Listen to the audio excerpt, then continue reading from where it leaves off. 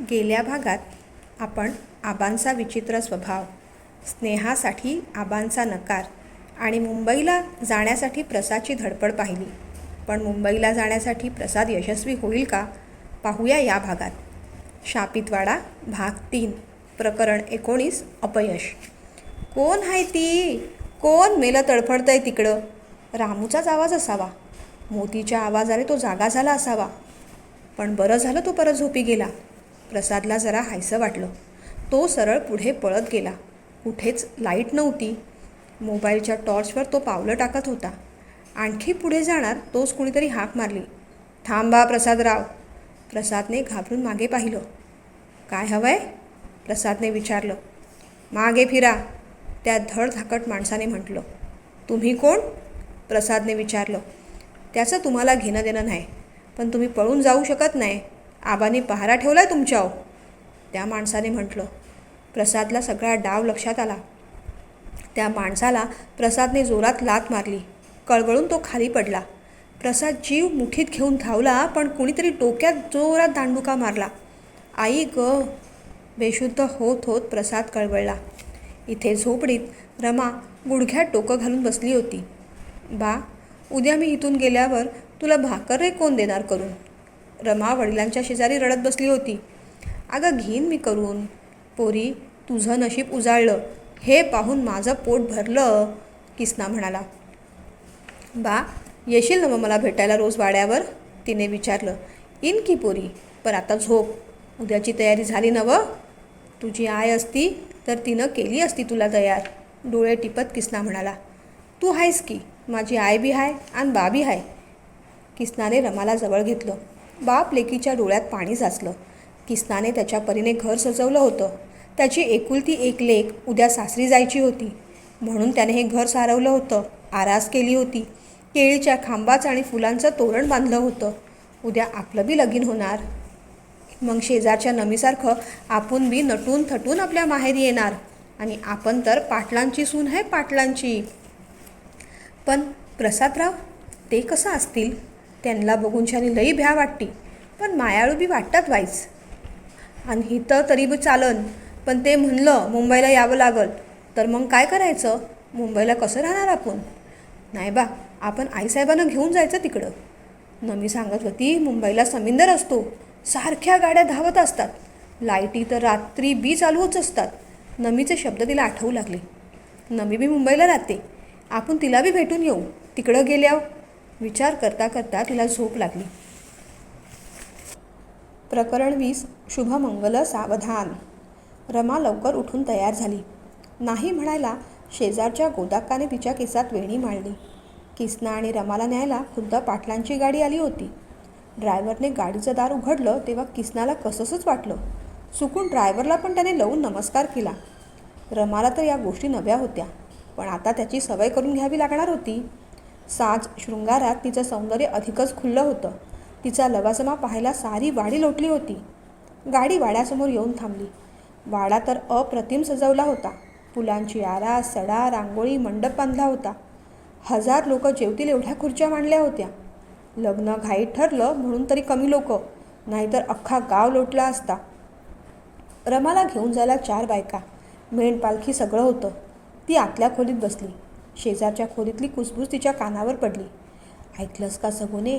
छोट्या पाटलांना बरं नाही, डॉक्टर बोलवलाय, पद्माने सांगितलं. भय पद्मे, ठाव आहे मला. एरवी बी ते आल्यापासून वाड्यात धुसफुसच लय चालली या. वहिनी साहेबांनी बी कसला तरी घोर लावून घेतलाय जीवाला, सगुणा बोलत होती. पर काय बी म्हण, रमाचं नशीब लय मोठं, पाटलाने सून करून घेतली तिला, पद्मा म्हणाली. भय पद्मे, पण नांदिली बी पाहिजे. छोटं पाटील मुंबईला राहतात, त्यांचं तिथं काय असल नसल सांगता येतंय भय. सगुणाच्या बोलण्याने रमाच्या पोटात गोळा आला. बराच वेळ ती विचार करत बसली. डॉक्टर, कशी तब्येत आहे प्रसादरावांची? आबांनी डॉक्टरांना विचारलं. किरकोळ मार लागलाय, इंजेक्शन देतो मी.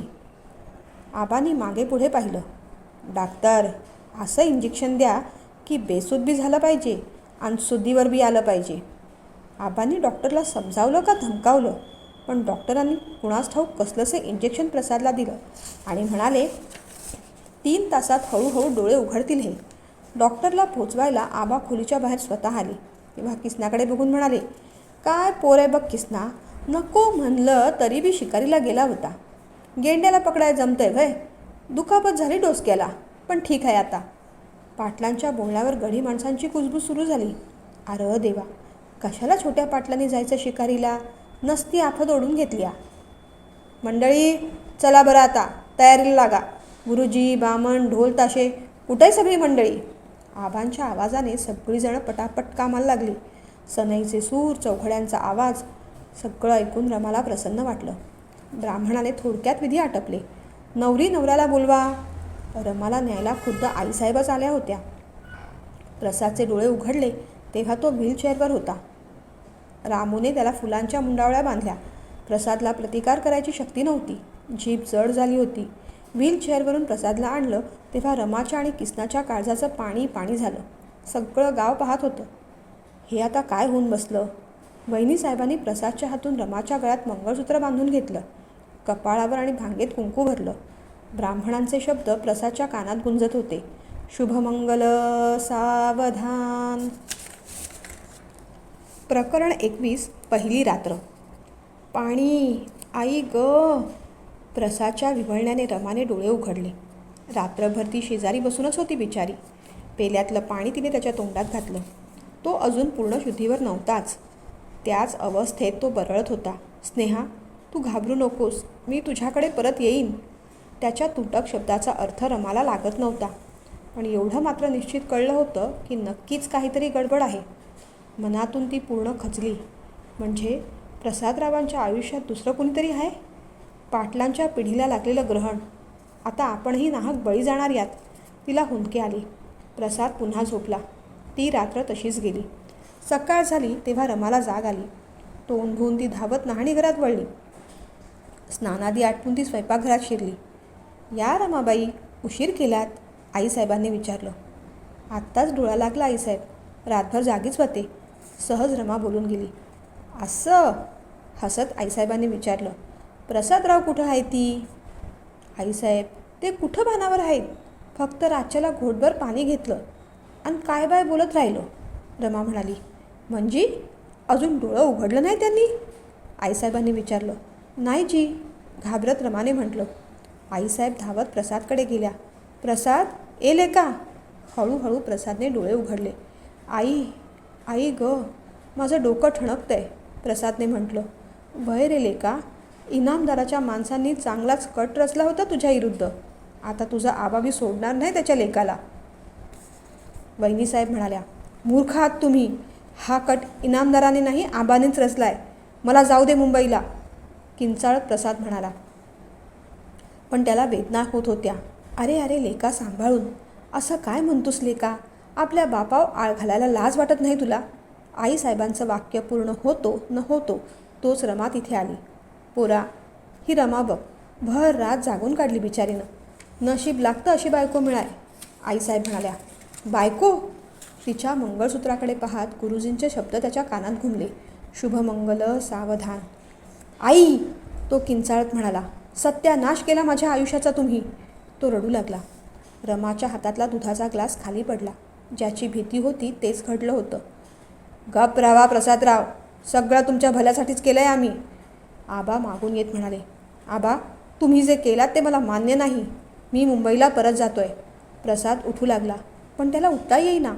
त्याचे पाय त्याला साथ देत नव्हते. आई, माझे पाय. त्याने हलवून पाहिले. काहीच संवेदना नव्हती. माझे पाय आई. प्रसाद किंचाळला. काय झालं प्रसादराव? उभं राहून पहा. धरा माझा हात. आबांनी हात पुढे केला. प्रसादने तो झिडकारला. आबांचा हात झिडकारण्याचा गुन्हा प्रसादने केला होता.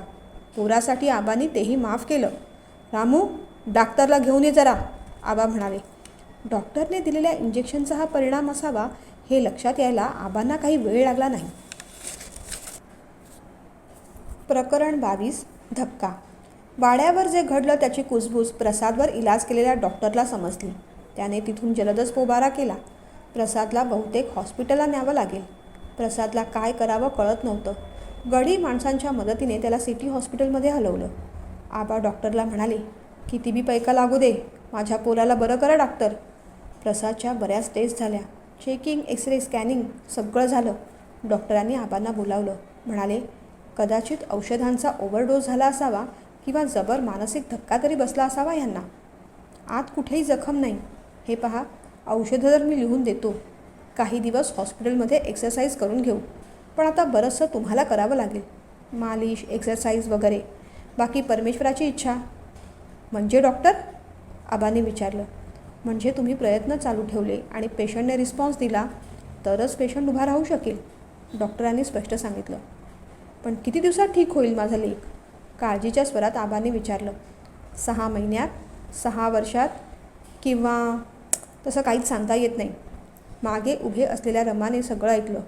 देवा खंडोबा, का हे असं घडवलंस? पण मी हारणार नाही. प्रसादरावांना मी उभा करीन, मनोमन तिने म्हटलं. आबा खचून येताना तिला दिसले. आबा, कशापायी काळजी करताय? मी हाय नवं, समजा करीन मी त्यांचं. आपण सगळे मिळून मालकांना बरं करू. पोरी, तुझ्या नशिबात सुखच नाही का? आबांनी हताशपणे म्हटलं. आबा, तुम्ही हायती, आईसाहेब हायती, देवा महाराजांचा आशीर्वाद बी आहे. काळजी कशापायी करायची?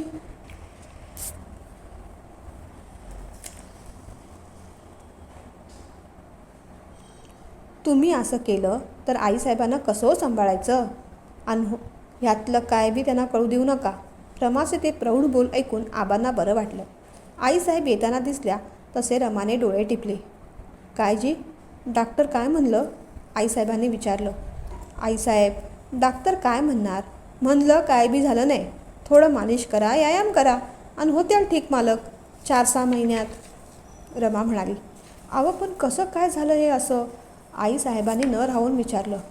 कशापायी काय ते सांगता येतंय व्हय? आबांनी विषय टाळून दिला. तिघेही प्रसादच्या वॉर्डमध्ये आले. आई, काय झालंय मला नक्की? प्रसादने आबांकडून उत्तराची अपेक्षा करत म्हटलं. प्रसादराव, पायाला मार बसलाय. मालिश औषधांनी ठीक होईल सगळं, आबांनी सांगितलं. किती दिवसांनी? प्रसादने विचारलं. जास्त नाही, लागतील 4-6 महिनं. फार ताण न दाखवता आबा म्हणाले. 4-6 महिने? म्हणजे आपली स्नेहा, नोकरी, तोपर्यंत आपण अधूच राहणार या व्हीलचेअरवर? प्रसादच्या डोक्यात विचारांचं चक्र सुरू झालं.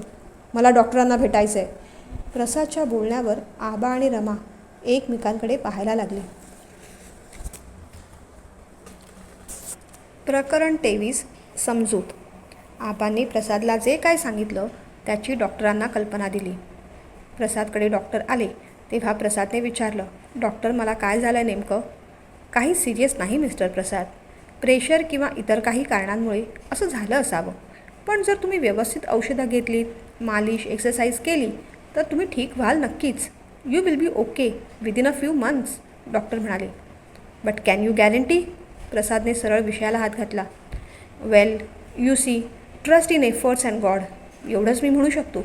देवावर विश्वास ठेवा. आबांना डॉक्टर काय बोलले ते कळलं नाही, पण प्रसादचा गंभीर चेहरा त्यांना बरंच काही सांगून गेला. मला डिस्चार्ज कधी मिळेल? प्रसादने विचारलं. उद्या.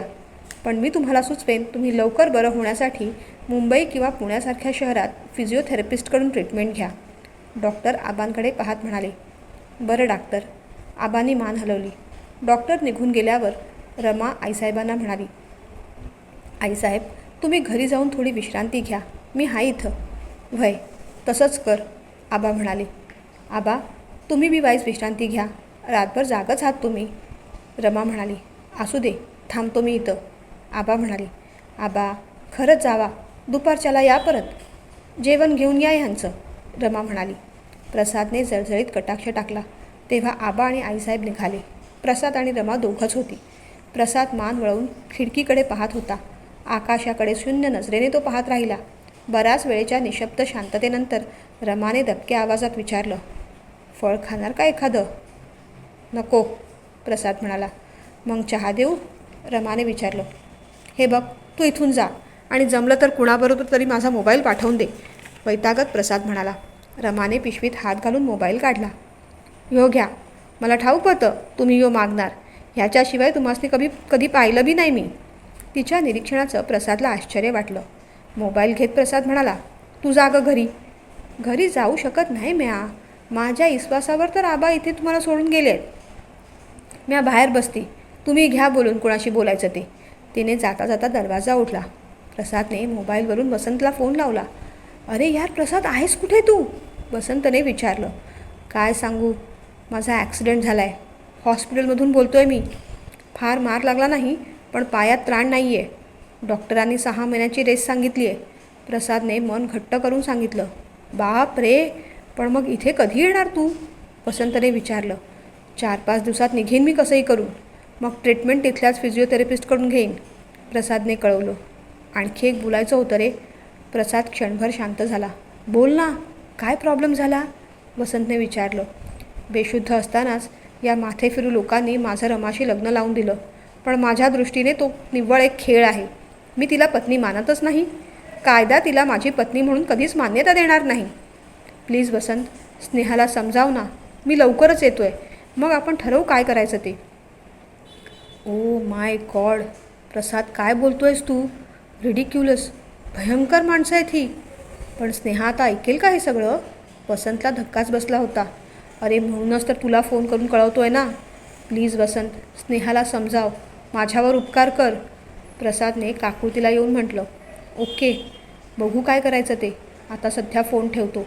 वसंतने फोन ठेवला. स्नेहाला आता हे सगळं कसं सांगावं त्याला काही सुचत नव्हतं. त्याने तरलाला विश्वासात घेऊन सगळं सांगितलं. तिलाही जबर धक्का बसला या गोष्टीचा. प्रकरण 24 नाटक. वसंत आणि तरलाने त्यांच्या परीने स्नेहाला सांगायचा खूप प्रयत्न केला, पण ऐकता क्षणीच ती मटकन खाली बसली. तिच्या मनावर मोठा आघात झाला होता. रात्रभर तरला तिला समजावत होती. ती जेवली देखील नाही. रात्री स्वतःहून तिने तिच्या मम्माला फोन केला आणि मम्माशी ती बराच वेळ बोलत होती. मम्मानेही प्रेमाने तिची चौकशी केली. मम्माच्या सगळ्या गोष्टी आता तिला पटत होत्या. मम्माच्या बोलण्यावरती बराच वेळ विचार करत होती. इथे डिस्चार्ज घेऊन प्रसाद घरी आला, पण व्हीलचेअरवरून. प्रत्येकाच्या नजरेतील सहानुभूती त्याला जाळत होती. नको हे परावलंबी जगणं, असं त्याला क्षणभर वाटून गेलं. पण स्नेहाचं वाक्य आठवलं. मी तुझी वाट पाहते. निदान स्नेहासाठी तरी मला ठीक व्हायलाच हवं. एव्हाना वसंतने तिला सगळं सांगितलं असेल. काय बेतलं असेल बिचारीवर. अगदी एकटी पडली असेल माझी स्नेहा. लवकरच आपण मुंबईला जाऊ आणि पुन्हा ठीक होऊन संसाराला लागू. आबांच्या येण्याने प्रसाद भानावर आला. प्रसादराव, कसला विचार करताय एवढा? आबाने विचारलं. हाच की एवढी काय पापं केली होती की या घराण्यात तुमच्या पोटी जन्माला आलो, प्रसाद रागाने म्हणाला. प्रसादराव!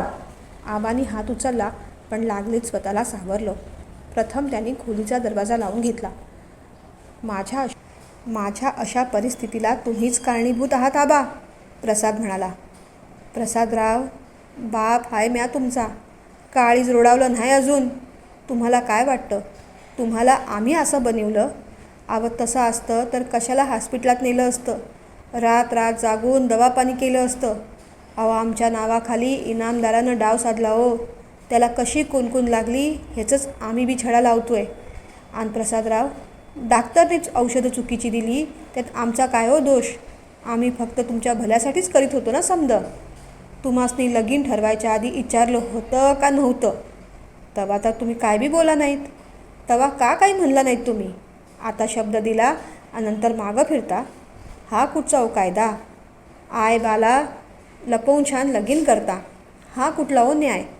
आता तुम्ही मागं फिरला तर त्या रमाचं काय झालं असतं? बाप्याने नोचून खाल्ली असती तिला. ह्याची जिम्मेदारी तुम्ही घेतली असती व्हय? इथं सगळं वेगळं असतं. गावचा कायदाच वेगळा असतो. चांगला बाप तर आम्ही होऊ शकलो नाही. माफ करा आम्हासनी. आणि आबा ढसाढसा रडू लागले. आबा, अहो आबा काय करताय? प्रसादला वाईट वाटलं. आणि आता तुमची ती मुंबईची बया बघा सांभाळती का तुम्हासनी? आबा, स्नेहाबद्दल असं बोलू नका. खरं प्रेम आहे आमचं, प्रसाद म्हणाला. बरं राहिलं, काळजी घ्या. येतो आम्ही. आबा वळले. आबा, पुन्हा असं रडायचं नाही. पाटलांच्या डोळ्यात अश्रू चांगले वाटत नाहीत आबा. प्रसादच्या बोलण्यावर आबांनी त्याच्या डोक्यावरून हात फिरवला. बाहेर पडल्यावर आबांनी डोळे पुसले. फेटा नीट केला. पाटीलकी टिकवाय कधी कधी पोराचा बी बळी द्यावा लागतो आणि हे सगळं बी करायला लागतं. छद्मी हसत आबा पाटील चालू लागले. प्रकरण 25 डिवोर्स. रमा प्रसादचं सगळंच व्यवस्थित करत होती, पण तिच्या मनात नेहमीच धाकधूक असायची की ही स्नेहा कोण आईसाहेबांना विचारलं आणि त्यांना त्या गोष्टीची कल्पना नसेल तर उगीच त्यांना आणखी त्रास व्हायचा. डायरेक्ट प्रसादरावांना विचारावं. दुधाचा ग्लास घेऊन ती प्रसादरावांच्या खोलीकडे वळली. प्रसाद आकाशाकडे टक लावून बसला होता. तिने गोळ्या काढल्या. हातात पाण्याचा ग्लास देत ती म्हणाली, गोळ्या घेताय नवं? तिच्या आवाजाने प्रसाद भानावर आला. काहीही न बोलता त्याने गोळ्या घेतल्या. मालक, तुम्हासनी काहीतरी विचारायचं होतं, घाबरत घाबरत तिने म्हटलं. विचार ना मग, तिच्याकडे न पाहता त्याने म्हटलं. मालक, ही स्नेहा कोण आहे? तुटक शब्दात तिने विचारलं. प्रसादने चमकून तिच्याकडे पाहिलं. ती खूप घाबरली होती. रमाची त्याला खूप दया वाटली. हिची बिचारीची यात काय चूक? काहीही माहीत नाही हिला. बिचारी मनभावे माझी सेवा करते. तो हळुवारपणे म्हणाला, रमा, बस इथे अशी. निमूटपणे ती बसली. रमा, तू माझी सेवा नको ग करत जाऊस. माझ्याकडून तुला काहीही मिळणार नाही. खरं सांगू रमा, माझं हे लग्न बळजबरीने केलं आहे. मी शुद्धीत नसताना. माझं अगोदर लग्न झालं आहे रमा. स्नेहा माझी बायको आहे. लोखंडी घाव बसावे असे घाव रमाच्या डोक्यावर बसले. डोळ्यातून घळाघळा अश्रू वाहू लागले. पाटीलकीच्या शापाला आपणही अपवाद नाही. आता आपलं स्थान कुठे? रमा, रडू नकोस. यात माझाही दोष नाही आहे ग. मी लग्नाआधी कल्पना दिली होती. हे लग्न होऊ नये म्हणून कायद्यापासून बेकायदा व्यवहारापर्यंत सगळ्याची मदत घेतली. तुलाही खरं सांगायचा प्रयत्न चालूच होता, पण नजर कैदेमुळे नाही जमू शकलं मला ते. मला क्षमा कर रमा. त्याने हात जोडून माफी मागितली. नग मालक, माफी नका मागू तुम्ही. तुमचा दोष नाही त्याच्यात. माझं नशीबच फुटकं होतं. तुम्ही काय करणार त्यात? ती म्हणाली. रमा, तू दुसरं लग्न कर ना. तुझ्या सगळ्या खर्चाची जबाबदारी मी घेतो. पण तू सुखी राहा. प्रसादने तिला समजावलं. नाही जी मालक, तुम्ही मला बायको मानत नाही, पण म्या गळ्यात तुमच्या नावाचं मंगळसूत्र बांधलं या. दुसऱ्या कुणाचा विचार बी करू शकत नाही म्या. पण तुम्ही इथं अडकून राहू नका. तुम्ही तुमचं मन तिथं सोडून आला या. मी काय बी म्हणणार नाही. माझ्या बाकडं गपचूप परत जाईल. डोळे पुसत ती म्हणाली. रमा, मला माफ कर ग. पण तुला काही गरज लागली ना तर सांग, मी नक्की मदत करेन. प्रसाद आश्वासक सुरात म्हणाला. आणखी एक रमा, जर पोलिसांनी विचारलं? प्रसादचं वाक्य पूर्ण व्हायच्या आधी रमा म्हणाली. नाही जी मालक, तुमचं नाव कुठंच घेणार नाही म्या. तुमचं स्थान कायम माझ्या मनात असन. रमाच्या बोलण्याचं प्रसादला वाईट वाटत होतं. क्षणभर वाटलं, रमाशी पण आपण लग्न करू शकलो असतो तर. लग्न म्हणजे फक्त 2 जीवांचा खेळ नसतो. 2 मनं, भावना किती गुंफत जातात. त्या काळ्या मण्यांसाठी एक स्त्री आयुष्यही वेचायला तयार होते. रमाला त्याने मनोमन प्रणाम केला. स्नेहा, अगं किती विचार करतेस? जे झालं त्यात प्रसादचा दोष नव्हता आणि तो येतोय ना परत. काळजी नको करूस, तरला समजावत होती. स्नेहाने शब्दांचा बांध फोडलाच अखेर. तरला, मी एक निर्णय घेतला आहे. प्रसादला डिवोर्स द्यायचा. प्रकरण 26 शेवट. होय तरला, खूप विचार करून निर्णय घेतला आहे मी. मला कळतंय प्रसादची यात चूक नाही, पण तरला यात माझी तरी काय चूक आहे? आणि ही लोकं जर जबरदस्तीने लग्न करून देत असतील तर त्याला माझ्याशी सुखाने संसार करून देतील का? आणि रमाचं काय पुढे? उद्या तिने केस टाकली तर त्याचा मनस्ताप कुणाला होणार आहे? तरला, मला वाटलं त्यापेक्षा कितीतरी पटीने भयंकर लोक आहेत ही. तो बेशुद्ध असताना त्याचं लग्न लावलं. त्याला जवळजवळ तिथे कैदेत ठेवलं. मला तर भीती वाटते त्याचा अपघातसुद्धा यांनीच तर केला नसेल.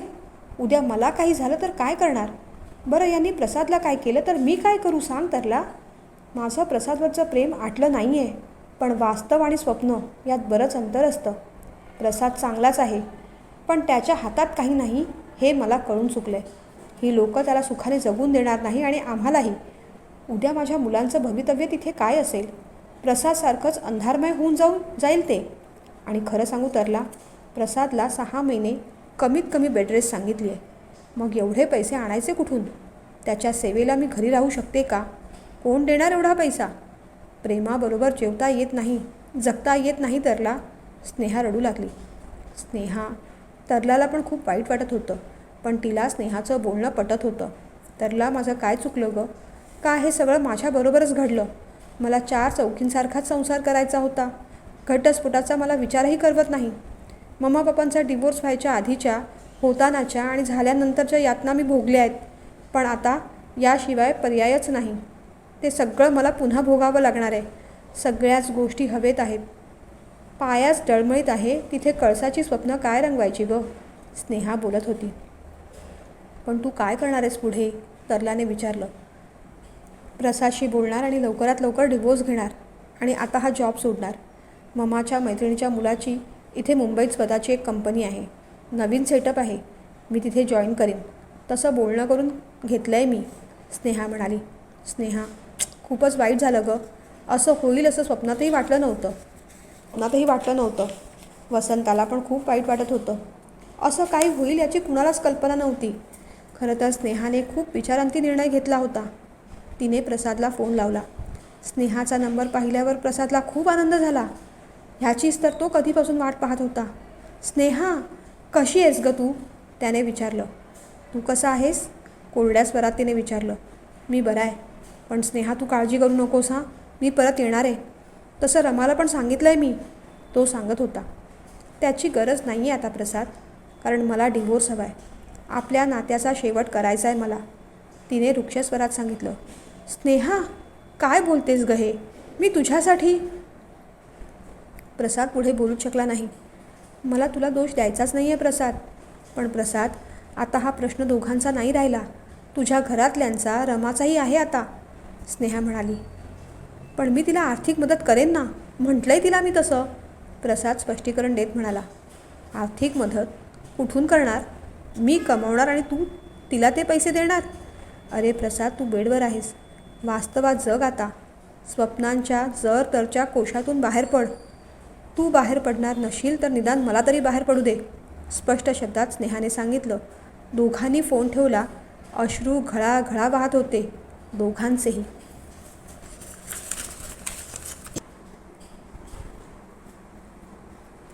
प्रकरण 27. आधार. प्रसादरावांना भेटायला आलेल्या आबांनी त्याला रडताना पाहिलं. तो फोनवर बोलताना त्यांनी पाहिलं होतं. काय प्रकार असावा याचा अंदाज बांधत ते आत शिरले. प्रसादराव, पाटलांच्या डोळ्यात अश्रू चांगले दिसत नाही. तुमच्यामुळे स्नेहा मला सोडून, प्रसाद रडत होता. प्रसादराव, आता प्रत्येक गोष्ट आम्हीच करतो भाई. म्या सांगितलं त्या गुलछबूला तुम्हाला सोडून जाय म्हणून. आम्हाच ते ठाव होतं. तिला तुमच्यात नव्हं, तुमच्या पैक्यात रस होता. रमा आली. तोच आबा बोलता बोलता थांबले. काय झालं ते तिलाही कळेना. ती आल्यावर, बरं येतो आम्ही, भेटू नंतर, असं म्हणून आबा बाहेर पडले. आबा गेल्यावर रमा प्रसादच्या जवळ आली. मालक, काय झालं? काय रडता? काकू तिला येऊन तिने विचारलं. प्रसाद काही बोलला नाही. अहो काहीतरी बोला, माझा बी जीव इथं टांगणीला लागलाय, रमाने म्हटलं.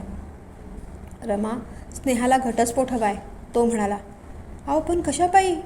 तुम्ही म्हणला नाही की रमा जरा सुधीक मध्ये यायची नाही म्हणून, तिने समजावलं. सगळं समजावलं गं, पण तिची तरी काय चूक? मी असा अधू काय आधार देणार तिला, प्रसाद म्हणाला. अहो तुम्हासनी म्या ठीक करीन ना, रमाने ठामपणे म्हटलं. रमा, माझं एक ऐकशील, प्रसादने विचारलं. भैजी, ऐकीन की, तिने म्हटलं. तू तुझं आयुष्य फुकट घालवू नकोस. तू इथून निघून जा बरं. पैशाची काळजी नको करूस. खरं तर मी ठीक होईन की नाही हे मला देखील ठाऊक नाही, तो म्हणाला. नाहीजी, तुम्ही बरं होईस्तोवर तुम्हासनी सोडून मी कुठं बी जाणार नाही. माझं जग आहे तुम्ही. तिच्या डोळ्यात अश्रू दाटले. रमा, का गं एवढं करतेस माझ्यासाठी, प्रसादने हताशपणे विचारलं. खरं सांगू मालक, तुमचं सगळं करते कारण मला स्वतःला बरं वाटतं म्हणून. तुम्हासनी ठीक करायचं आणि स्नेहाताईंशी भेट घालून द्यायची, एवढंच वाटतंय मला, ती बोलत होती. पण ते शक्य नाही गं आता, प्रसाद म्हणाला. तुम्ही नका ना काळजी करू, मी बोलीन त्यांच्याशी, समजावीन मी त्यांना, ती निश्चयाने म्हणाली. प्रसाद खूप रडला. रमाने हात खांद्यावर ठेवला, पण आधारासाठी तोच हात त्याने त्याच्या हातात घेतला. 28. सूर्योदय. कामं आटपून दुपारी रमा खोलीत पुस्तक वाचत बसली होती. प्रसादची नजर रमाकडे गेली. रमा, तुला वाचायची आवड आहे का, प्रसादने विचारलं. व्हय, तिने म्हटलं. अगं तू पुस्तकं वाचतेस, शिकलेली आहेस, मग शुद्ध मराठी का नाही बोलत, त्याने विचारलं. सवय बी झाली आणि शुद्ध मराठी बोलताना अडखळल्यागत वाटतं, ती म्हणाली. पण आतापासून तू प्रयत्न कर, मी तुला मदत करीन. जागेवर पडून मलाही कंटाळा आलाय, तेवढंच वेगळं काहीतरी. पण कशापायी जागेवर बसायचं, आपण बागेत फिरायला जाऊ, मी फिरवीन तुम्हासनी, रमाने व्हीलचेअरकडे पाहत म्हटलं. पण मी तुझ्याबरोबर नाही येणार, तो म्हणाला. का जी, काय चुकलं का मालक, रमाने विचारलं. कारण तू ऐकत नाहीस गं माझं, प्रसाद म्हणाला. काय चुकलं जी माझं, रमाने भीत भीत विचारलं. तू शुद्ध मराठीत बोलत नाहीस, प्रसाद म्हणाला. बरं मी प्रयत्न करते जी, ती म्हणाली. बरं मी प्रयत्न करते एवढंच म्हणायचं, मला जी आवं आहो जावं मालक असं काही करायची गरज नाही, फक्त प्रसाद म्हणत जा, प्रसाद म्हणाला. असं कसं अरे तुरे करू, ते काही जमायचं नाही बघा, ती रागावून म्हणाली. बरं बरं मग अहो जाओ म्हणत जा, मालक बिलक नको, तोही म्हणाला. बरं मालक तुमची औषधं घेता ना व, म्हणजे औषधं घेता ना, चुकलेलं वाक्य सुधारत ती म्हणाली. संध्याकाळी बागेत फिरताना त्याला खूप बरं वाटलं. कित्येक दिवस बंद खोलीत पडल्यामुळे बाहेरच्या जगाचा संपर्क जणू तुटला होता.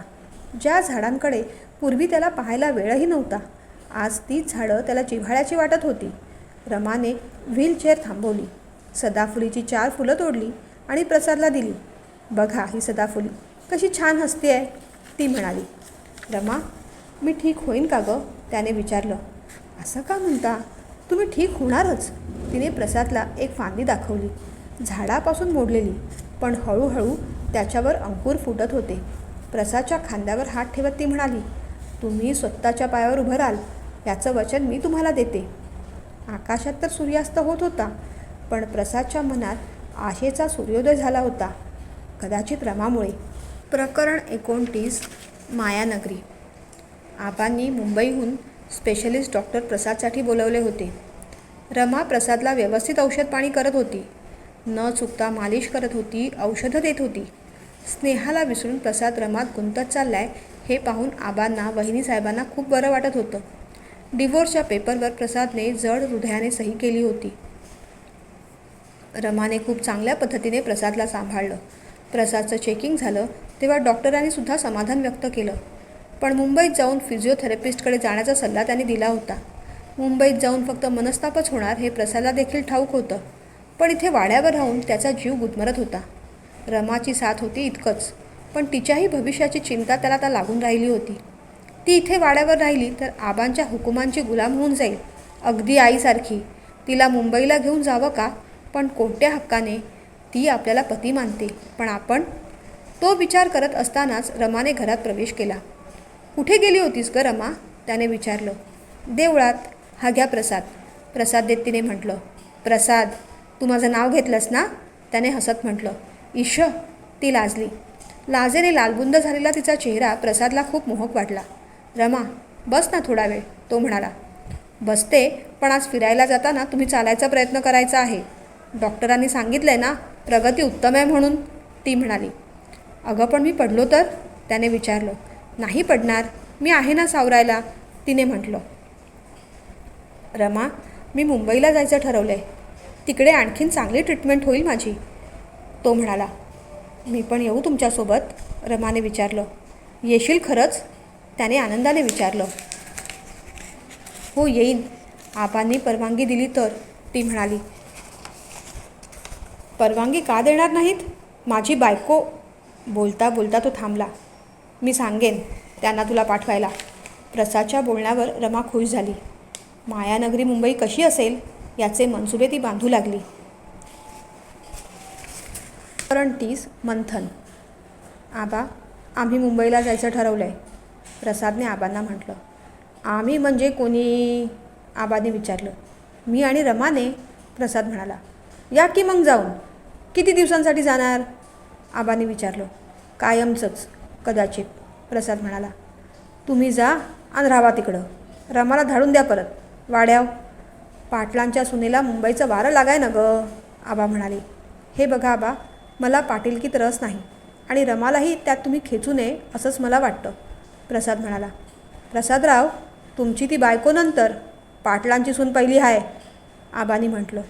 प्रसादला मनोमन चीड आली होती, पण एव्हाना जोर जबरदस्ती करून काम होणार नाही हे त्याच्या लक्षात आलं होतं. काही न बोलता तो व्हीलचेअरवरून मागे फिरला. ताक घुसळता घुसळता रमा बराच वेळ विचार करत होती. हा वाडा, ही पाटीलकी, हे वैभव काय उपयोगाचं. इथल्या सुना मुलांना बंदिस्त राहावं लागतं, गुलामगिरीत राहावं लागतं. मोठेपणाचा आव आणणारी माणसं फोल आहे तिथे. इतके दिवस राहून हे तिला कळलं होतं. व्याजाचे पैसे देऊन गरिबांना लुबाडायचं, त्यांनी टाकलेली जमीन हडप करायची, कर्जाच्या खात्यात त्यांनी दिलेली रक्कम फिटली तरी त्यांच्याकडून मागणी करायची, भोळ्या भाबड्या शेतकऱ्यांना असं फसवायचं. रमाने विचार केला, आबांनी आपल्याला या घरची सून का करून घेतली असेल? नक्कीच त्यातही त्यांचा काही स्वार्थ किंवा हेतू असेल का? रमाला जाणवलं, ही पाटीलकी म्हणजे शापित सिंहासन आहे. इथे लक्ष्मी दाबून ठेवली आहे, पण ती खऱ्या अर्थाने नांदत नाही. चौथी पिढी. खरंच या घरात लक्ष्मी नांदत नाहीच. पाटलांची कोणतीही पहिली सून इथे नांदली नाही. आपलं लग्न स्नेहाच्या नंतर झालं म्हणून कदाचित हे अरिष्ट टळलं का? नाहीतर आपणही जीव गमावला असता, नाहीतर वाऱ्यावर जाऊन पडलो असतो. तिच्या अंगावर काटा आला. उद्या परत प्रसाद स्नेहाकडे गेला तर आपण काय करायचं? कुठे जायचं? देवा खंडेराया, माझं रक्षण कर. मंथन चालू होतं, दयाचं आणि विचारांचंही. आता प्रश्न हा उरतो, रमाला मागे टाकून प्रसाद मुंबईला जाऊ शकेल का? आणि स्नेहाचं काय? पुढे काय झालं असेल तिचं? सगळ्या प्रश्नांची उत्तरं पुढच्या भागात.